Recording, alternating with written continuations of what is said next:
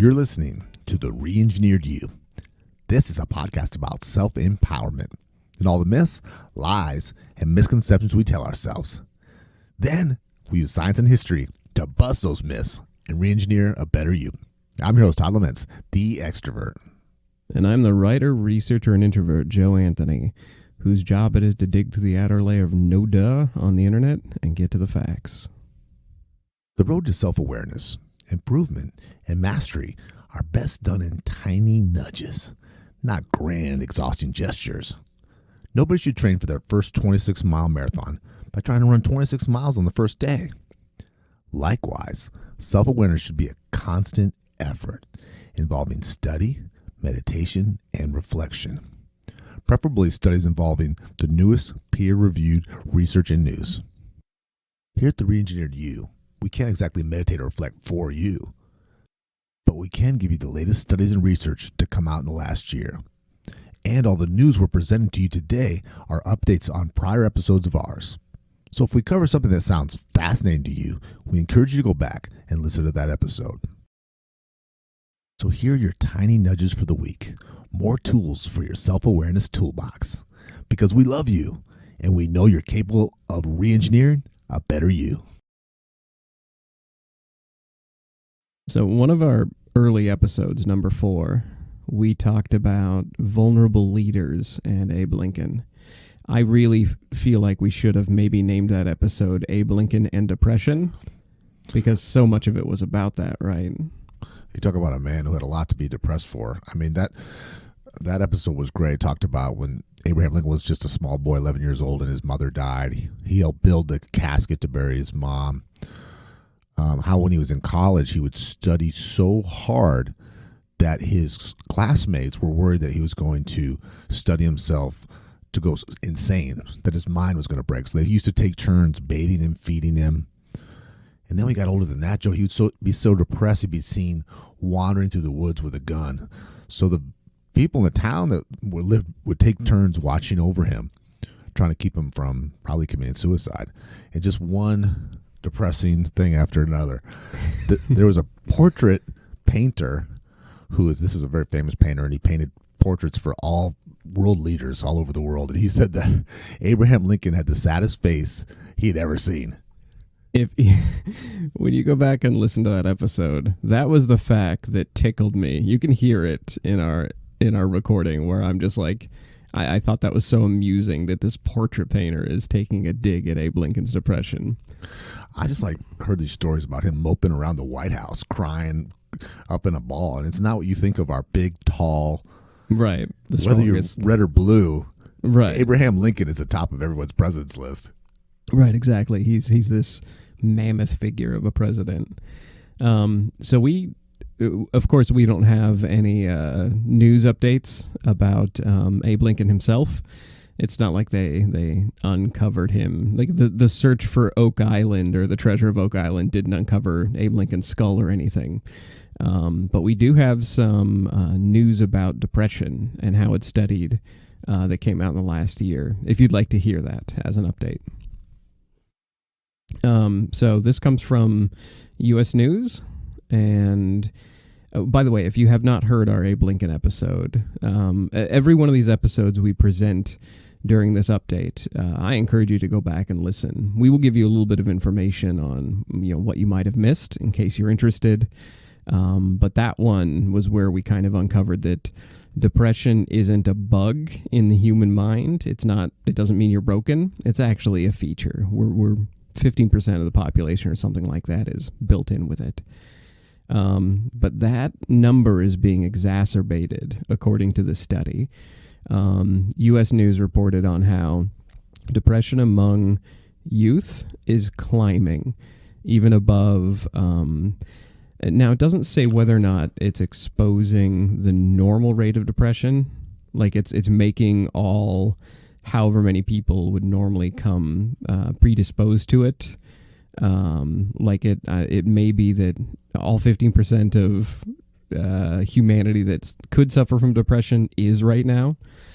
But according to this article, if you didn't think the pandemic was bad enough, young people in particular, are being hit by depression.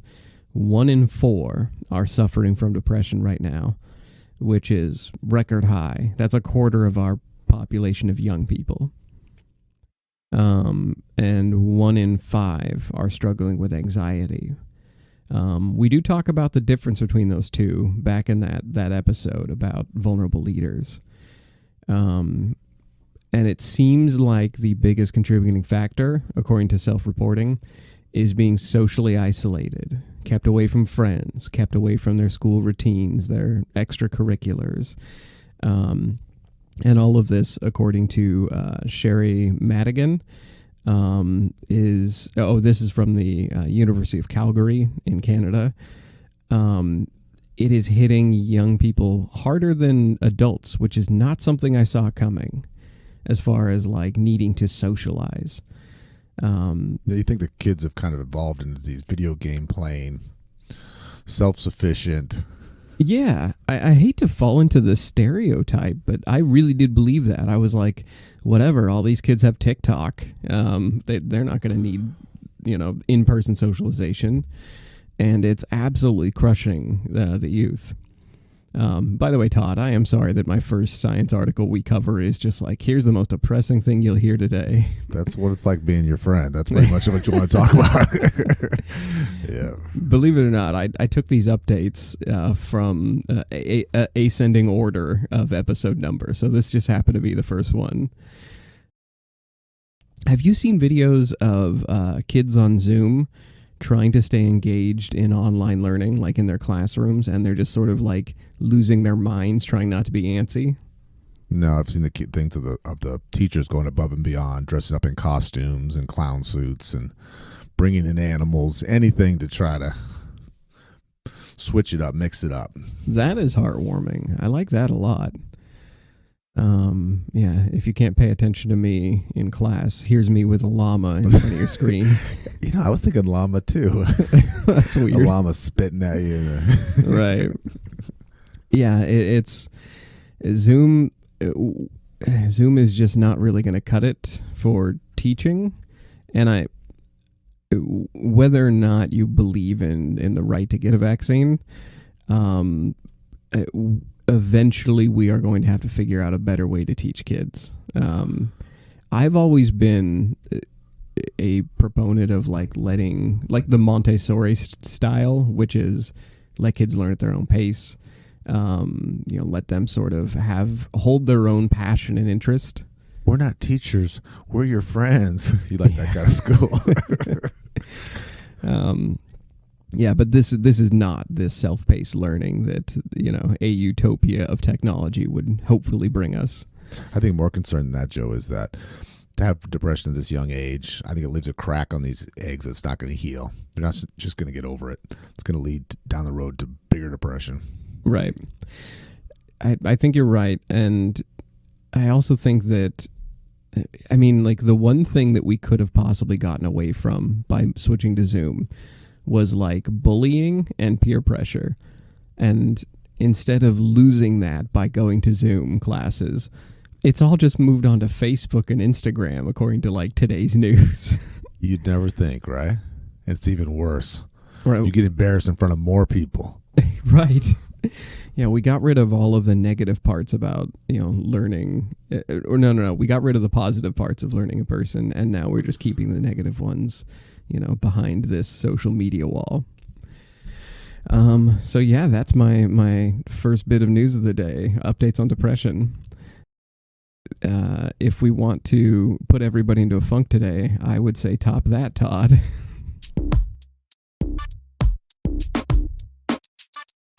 Do you remember episode 6?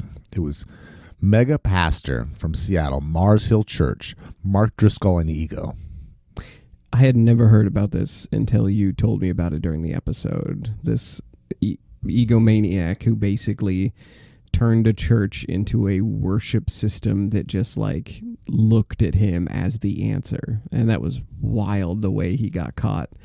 He was posting online as William Wallace or something like that, and it was just the most toxic, anti-feminine, anti-female bullshit that I had ever seen. and it was a humongous church. He was so popular. He was in the New York Times bestsellers list. He threw out the opening pitch for a Seattle Mariners Major League Baseball game. And he got caught for doing some perjury on one of his self-published books that ended up on the New York Times best-selling list because his congregation bought 300,000 copies. Good Lord. So you're saying our Not the episode... congregation. The church did with the congregation's money. Let me restate that. Okay, there we go. So you're saying our episode did not bring him down.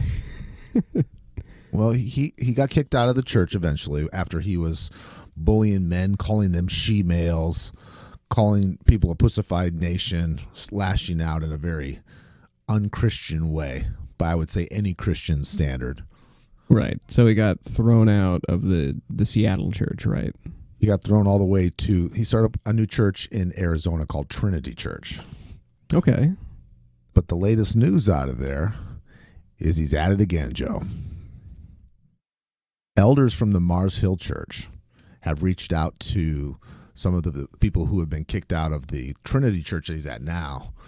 And what's being reported, they were very concerned that he didn't get disciplined, that he's just going to take his show on the road like a carny. Okay. And that seems what he did. He's opened up shop, just a smaller shop. He's in Scottsdale, Arizona. It's not this big, huge church. It's still a good-sized church. But now the people that are going out of the church are saying there's been concerns raised of him with his congregation, separating families, bullying, disturbing, like scrutinizing the people's relationship. So let's say you and I are brothers and I stop going to the church. They don't want you to talk to anymore. Oh, God. Okay. Does that sound a little culty to you, that separation? I was just about to use the C word. It sounds culty. He's doing it again. Okay. Hypothetical here. If he had left Seattle and like mended his ways, did not, like he apologized for the sexist shit he said on like forums and things, would you be into like a redemption arc for him? Would you be okay with him being like, I'm changing my ways. I'm going to preach only God? Absolutely. And not so much on just his content, because I'm not a judge of that. I'm not from the seminary or whatever, but just if he treat people nice. He's obviously got some charisma about him because he's kind of this hipster, tells it like it is kind of guy. And that's attractive to a lot of people. It comes off as what, Joe? It comes off as being very honest. Okay. Yeah, that does. Not dressing up in a certain sort of stodgy, pressed way. It does kind of come off as more personable. He's still a control freak. He's still an egomaniac. He's using whatever control he has, big or small, to bully and use people. Okay. Well, I guess at the very least he's predictable.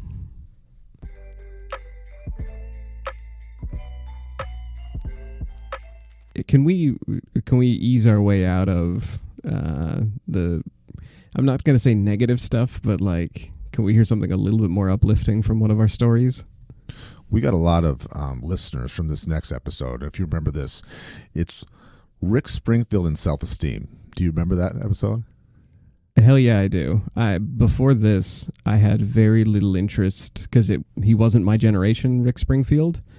But I listened to Rick Springfield while we were studying for this, and I watched interviews with him, and I couldn't help but sort of become a bit of a fan of Springfield's. Now, Rick Springfield, even if you don't know who he is, everyone has heard his one-hit wonder, Jesse's Girl. Yes. And our episode was all about how having a one-hit wonder and not feeling like he had achieved his real potential led Springfield down a self-esteem trap. It kind of crushed his self-esteem. And a lot of the episode was about, here are all the things Americans do to try to win back their self-esteem. We had numbers on, how many trophies we buy ourselves, how many, surgeries we go through. And it was, the self-esteem industry is so much larger than I gave it credit for. Plastic surgery and trophies. Rick Springfield, at the time of his peak, he was a rock star. He was a soap opera star, actor on one of the number one shows, and he was actually a professional model. And so for us to, that's how this came up. We were writing a speech about this. It's like, how can somebody with that many measurable things have low self-esteem? Right. He's literally a sex symbol. He's literally rich and famous, and he's talented. And again, self-esteem tied into depression, and he battled depression all his life. Do you want to know what he's up to now, though, since COVID hit? I am going to go with he must be writing a spiritual book of some sort. He, since lockdown and COVID, has been having lots and lots of sex with his wife, Barbara. And this is very impressive because it's not his wife of 8 months ago that he, his trophy wife he just got. New wife. This is a wife of 36 years. Okay. So that's something, right? Good not for a him. mistress, but the wife that's put up with his shit all these years. Yeah, I mean, if you're in lockdown, it's a good time to keep the relationship alive and experiment. I just like that he is. I mean, like for somebody who has low self-esteem, coming out and being like, "Guess what I'm up to."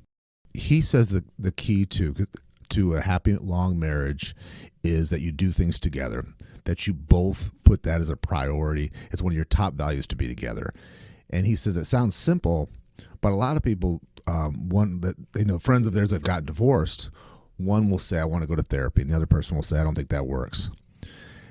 It's pretty much a ticket to destruction when only one side is, you're not evenly yoked anymore. Just one person's doing all the heavy lifting.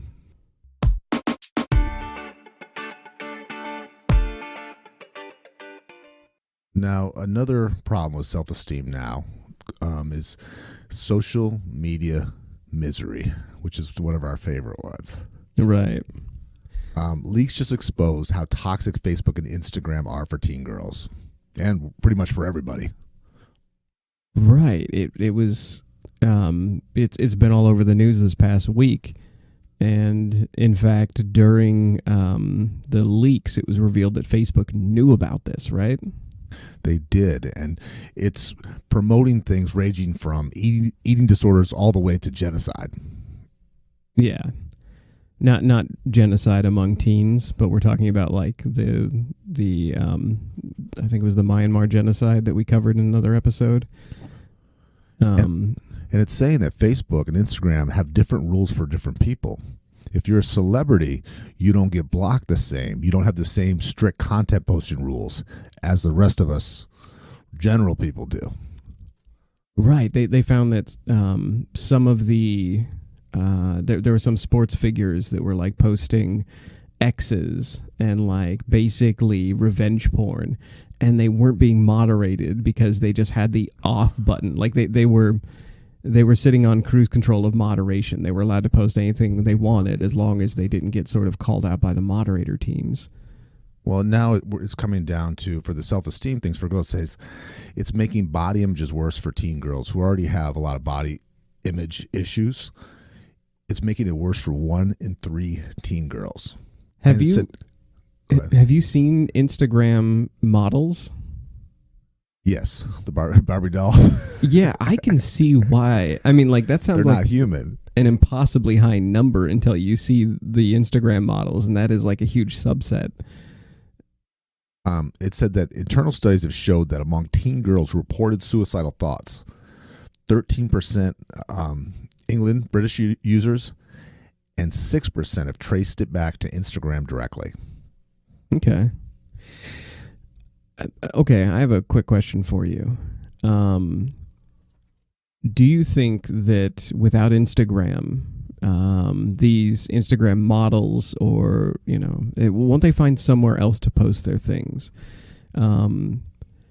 My first thought while going over this is, why is it Instagram's fault? Won't they put their quote unquote modeling photos on Facebook or something else? I think the difference with social media is that it's free and it's just so available. And it's so targeted. I think they target people who...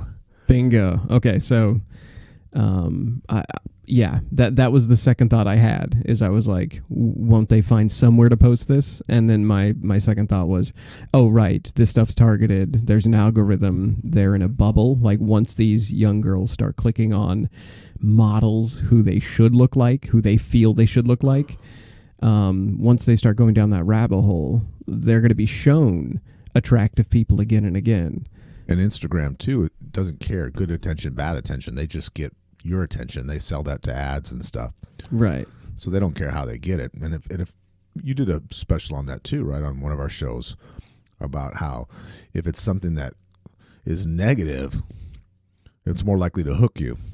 Yeah. Lies spread faster and deeper. Twitter found that out. And the reason why this is egregious, as far as I could read, was because Facebook knows about it. And that's been the whole controversy this week. If it was just a faceless, nameless corporation that published anything, they didn't filter, they didn't create these content bubbles. If it was just these models putting up their attractive photos and it was for anyone to see and there was no system in place, that would be one thing. That's basically just taking out an ad in the New York Times saying, hey, here I am, look at my body. But this is stuff where Facebook knows about it. They know it's going to end up in this sort of content bubble that will keep girls clicking. And not only that, they tried to keep a lid on it. Anytime you find a company hiding their own metrics, then that's a bad thing. That means it's being done intentionally.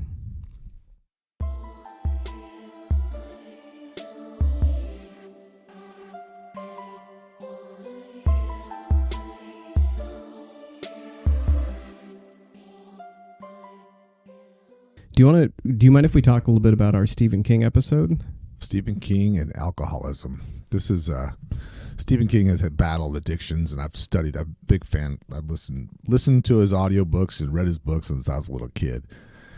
And he struggled with cocaine and alcoholism in his young life and wrote some of his best work in his own words when he was high and drunk on cocaine. He said something about being an alcoholic. An alcoholic could have a 6-pack of beer in the refrigerator. Before they go to bed, they need to either drink the whole thing or dump the whole thing out down the drain. There's no saving it for tomorrow. That is a very good way to look at it. And in that episode, we kind of talked about how in society we look at you're either a wreck of an alcoholic or you are one of the quote unquote successful alcoholics who tames it and turns around and becomes a 180 family man. Functionally, right? Right. And this was another one of those episodes where we found out it exists in 15% of mammals or something like that. It's not something we can get rid of. It's not a bug. It's a feature. And at the time, we had covered an article that was talking about how it might be tied to the amygdala and how it doesn't take in serotonin correctly. But this is a really fascinating research on alcoholism that came out this year, which takes a slightly different take on it, but it had really interesting results. So do you want to talk about why people might become alcoholics?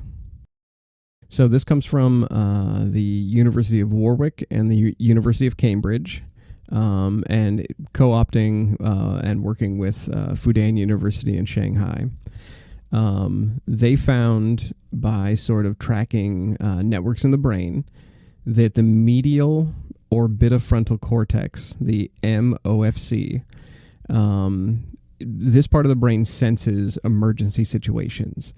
So like if you have a alert system in your brain that's like yellow alert and red alert, this is the part of your brain that sends the red alert or the yellow alert to the center of your brain, the core of your brain. And they found out that a person is at greater risk for developing alcohol disorders when there's an imbalance in this alert system. An alcoholic basically forms one of two ways from what their research is theorizing and has darn near proven. And you can check out this article. It came out in Science Daily. It's really quite amazing. They say that one way alcoholism works, booze inhibits the area of the brain that processes adverse situations. So basically, it inhibits the part of the brain that can't respond to negative signals.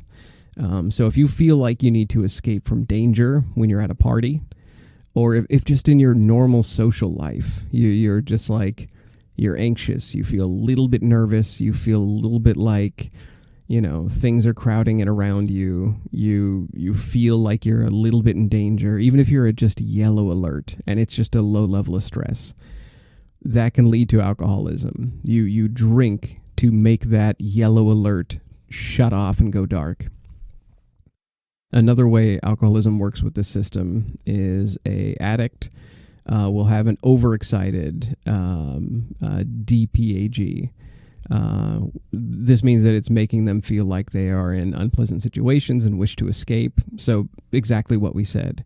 The cause of impulsive drinking can be either you shut this system off and it feels good, or you need to shut this system off. And in that last episode we talked about a researcher who experimented on himself. In the full Stephen King and alcoholism episode, we talked about somebody who discovered that taking medications for nervousness, for anxiety, after he had tried every single thing else. He was like a heart doctor, and he took anti-anxiety meds, and it cured him. So this idea that it is part of your alert system that is off, that kind of makes sense to me. Now I'm going to read a quote from one of the professors. This is from the Department of Computer Science at Warwick. Professor Jian Feng, who teaches at Fudan University. He says, quote, "I was invited to comment on a previous study on mice for the similar purpose, to locate the possible origins of alcohol abuse. It is exciting that we can replicate these murine models in humans and, of course, go a step further to identify a dual pathway model that links alcohol abuse to a tendency to exhibit impulsive behavior." So I'm going to just jump ahead here. I'm going to coin this the Becky, the rest of us are leaving the party effect. When you look at your friend who's dancing in the corner with a lampshade on her head, and you try to grab her and be like, "Come with us," and your friend can't, like they almost refuse to leave dangerous situations, it's because their danger sense has been switched off by alcohol. Their yellow and red alert has been like watered down, pretty much literally. So I was going to ask you, Todd, in your own experience, in the past when you drank, was it getting rid of sort of a danger sense? Like, do you normally in your day-to-day life have an alert going off in your head? I think so. It's that social lubrication that gets you out of yourself, gets you to fit in no matter where you are. Okay. You? Yeah, I'm going to say something potentially controversial. My own personal life, my social life, I'm like a prairie dog who is looking over the horizon, nervous at anything that might pounce on them. Oh boy, yeah. Socially. Like at a party, you might notice this, that I am just like, I'm staring at everybody and I'm like, okay, nobody come talk to me. But I do. I call out Joe and ask him to make a speech. Yeah, he does. Every chance I get. Rings a dinner glass with a fork and is like, Joe's got something to say. But no, I think that this makes sense to my mind, that if somebody has grown up in a chaotic home environment, or if they just come with a prepackaged anxious amygdala, it makes sense you would have the yellow alert stuck in the on position, and that alcohol would dull that. Yeah, it's just a numb button. Yeah, that all really checks out to me.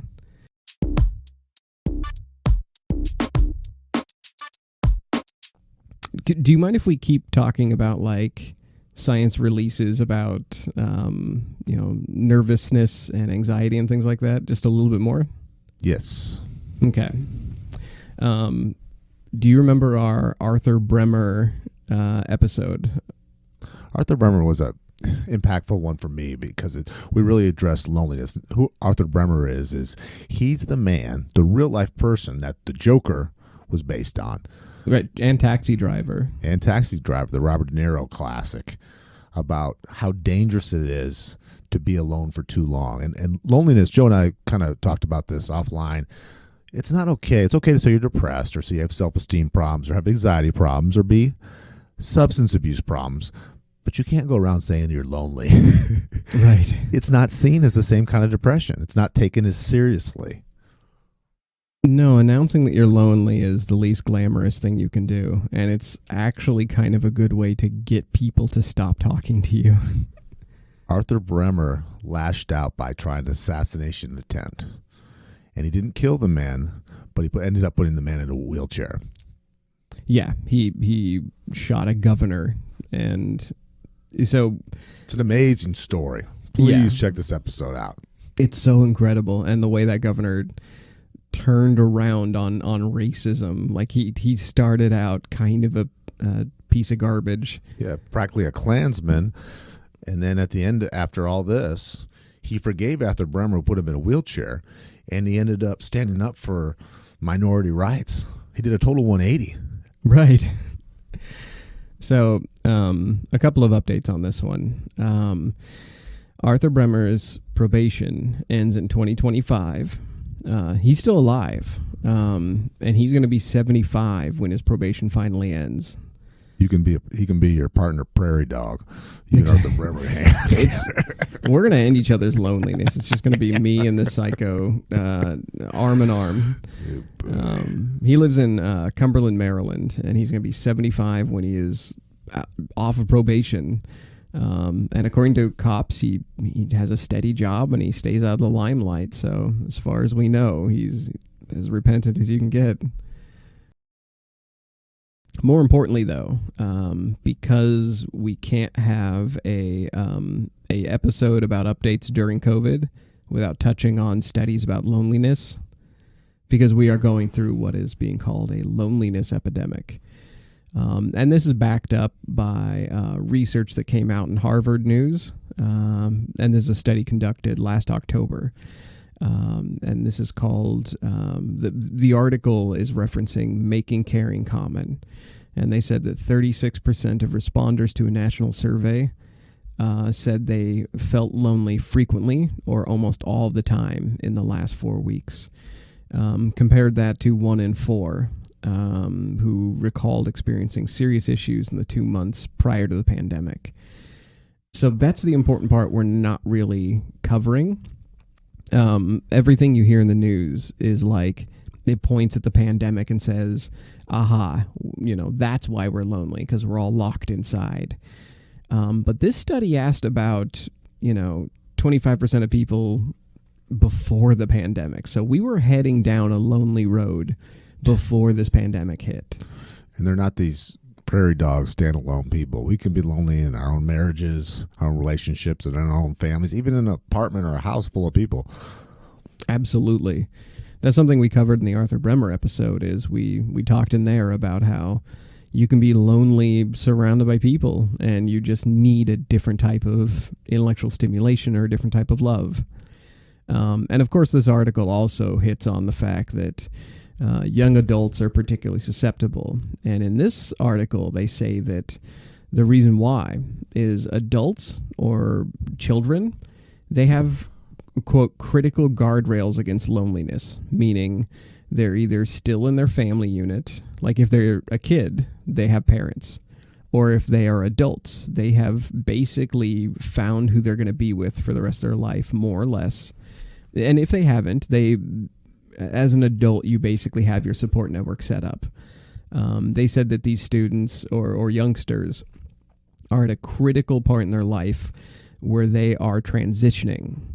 They're lacking these guardrails. They're moving from their born families, the families they're, born into, and they're picking their chosen families. They're trying to transition to college. They're trying to transition to a loved one's family, what have you. So this is just another brief update where we're like, yeah, we are particularly vulnerable during the pandemic, and in extra particular, young people are vulnerable to this.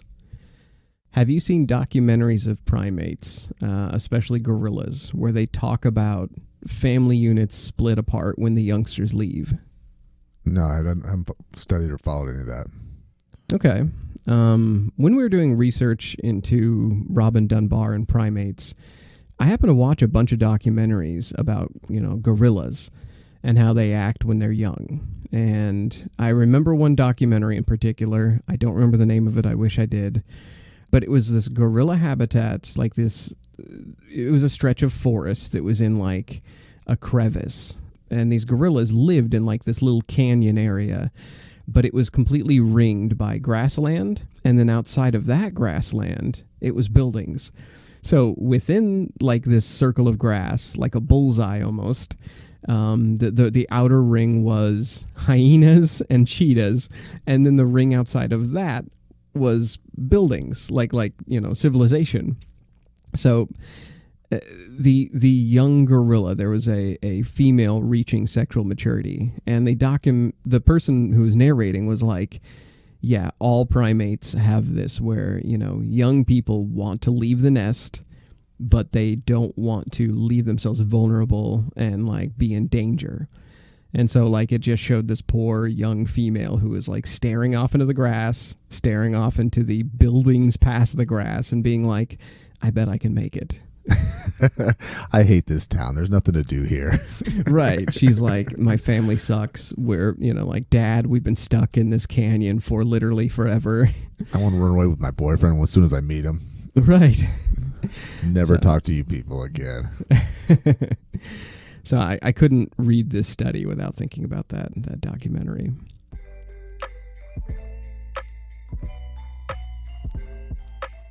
Getting away from the primate studies just a tiny bit. Do you want to cover one of my favorite series of episodes we did, Rejection Resilience, and busting, how rejection works in the mind? Joe loved the rejection episode, and how can we make ourselves more resilient to rejection, which is something that would have value in anybody's life. Right. Me being in sales and being a extrovert and extremely experienced cold caller, which means I knock on doors, ring phones, call on businesses. I'm used to being rejection. I think I'm more resilient than most. While doing research for rejection, we found lots of TED Talks about how, you need to be rejected over and over again. It builds calluses. In the episode, we found the opposite to be true. Mm-hmm. That it's easy on little things, but when the stakes are higher, when your heart or your income are up, it hurts everybody the same. Yeah, it came down to being rejected at the exact same thing over and over again actually could build resilience, but you can't replicate emotional rejection in the exact same circumstances in the same way over and over. And that circuit to feel rejection literally piggybacks on the pain circuit in your brain. So you feel actual physical pain when you're rejected hard enough. And anyone who's had their heart broken knows that it is not just a mental thing. Yes, it's absolutely true. Well, I ran into a bit of research from Mississippi State. I'm going to make this pretty short because it was kind of inconclusive. But Mississippi State sought to identify what conditions will rejection lead to violent behavior. They broke it into 3 categories because they wanted to know if somebody gets rejected, like if a young teen asks somebody, a guy goes up and asks a girl, do you want to go to the prom with me? And she says no. What are the likelihoods he comes back and he bullies somebody or comes back and does something violent? So they went through a multimodal model, which proposed 3 primary behaviors and responses to rejection. Prosocial, meaning they respond by befriending other people. Asocial, meaning they withdraw, like Arthur Bremmer. Or full-on antisocial, meaning they act aggressive. They take it out on each other. And what were the findings? I'm going to read this. Results indicate that the saturated model provides a better fit for the data than the MMM across all models examined. All p-value is less than 0.001. I have no idea what that means. This article was so dense. Even for a psychology article, I've gotten pretty used to researching very dense science articles, but holy hell. This one whipped you. This one whipped me. I'm actually going to I'm going to quote them a little bit and just go straight to their takeaway, straight to their conclusions. They talked about in the study that they basically didn't come to a firm conclusion. They, from what I could read, this is in quotes, none of the hypothesized associations in the MMM were significant predictors of aggression.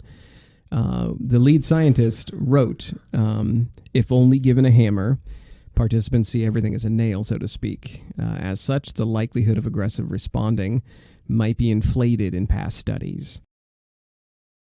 So basically that means they're calling out that previous studies of rejection, they're asking people who have already responded with violence. They're going back and they're looking at school shooters and bullies and people who have reacted badly. And previous studies have just gone back to these violent offenders and been like, hey, why'd you do it? Were you rejected?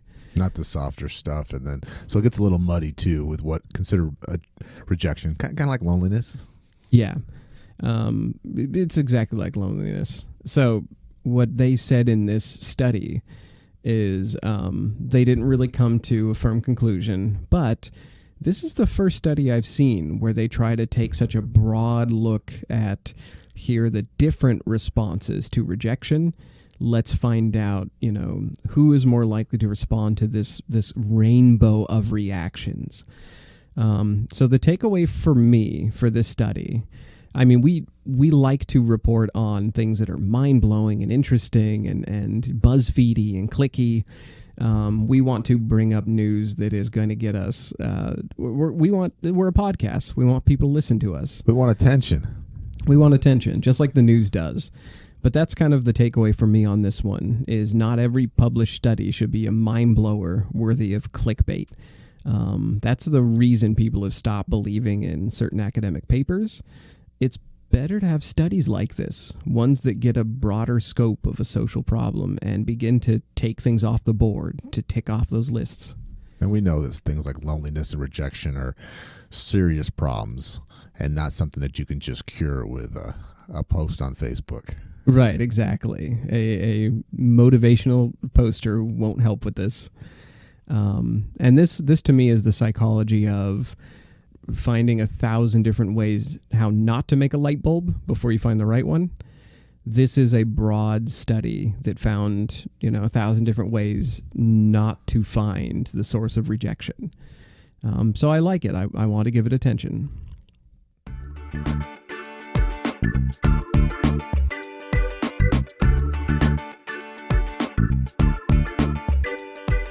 You've been listening to The Re-Engineered You. Thank you so much for listening to the show. You mean the world to us. You can connect with us at www.re-engineeredyou.com. That's where we have research links, show notes, and blog articles for each of our episodes. We also appreciate feedback, and we love spirited debates. We have a new episode every week. We're not experts in anything, but we've got an opinion on everything.